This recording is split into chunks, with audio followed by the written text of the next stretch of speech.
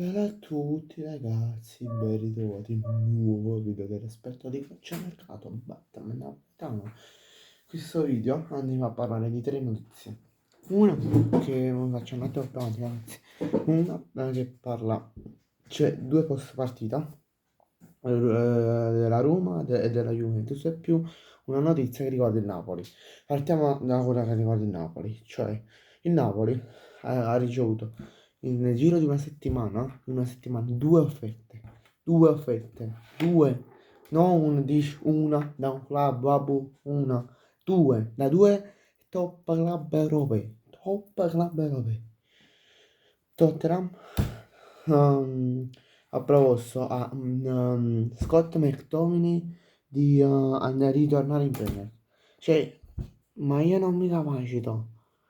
Ah, cioè, subito dopo una stagione buona, cioè, di 10-11 mesi fatti bene, questo qua lo vuole immondo.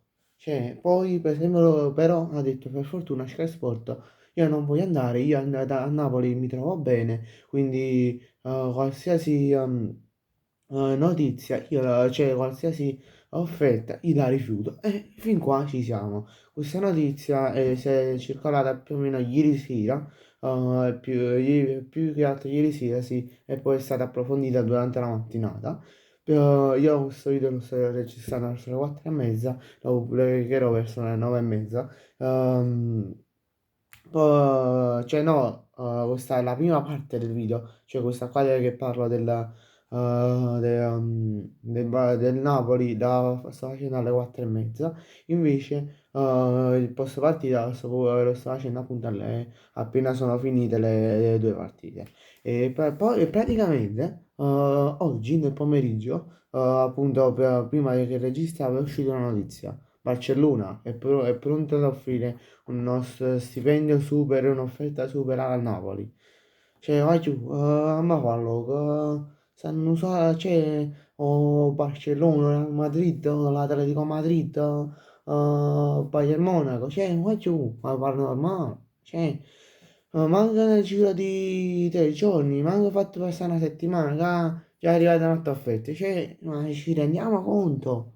Cioè, io capisco che è stato candidato al pallone d'oro, è arrivato 11esimo, 12esimo al pallone d'oro, quello che è. Ha fatto una stagione super a Napoli. Però allora a sto punto pigliamo Lukaku che ha fatto pure un gol in più.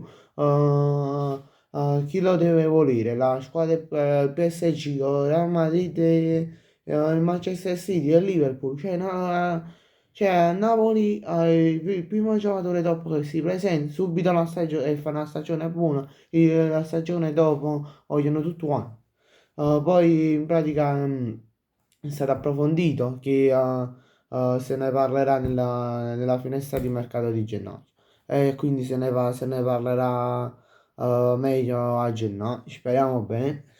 Poi vabbè, passiamo alla Roma e alla Juventus. Roma che vince 2-1, sì 2-1 con un gol di Dobbik e cioè Hermoso 63esimo più o meno e Dobbik all'81esimo. E poi per il Parma segna Cercati.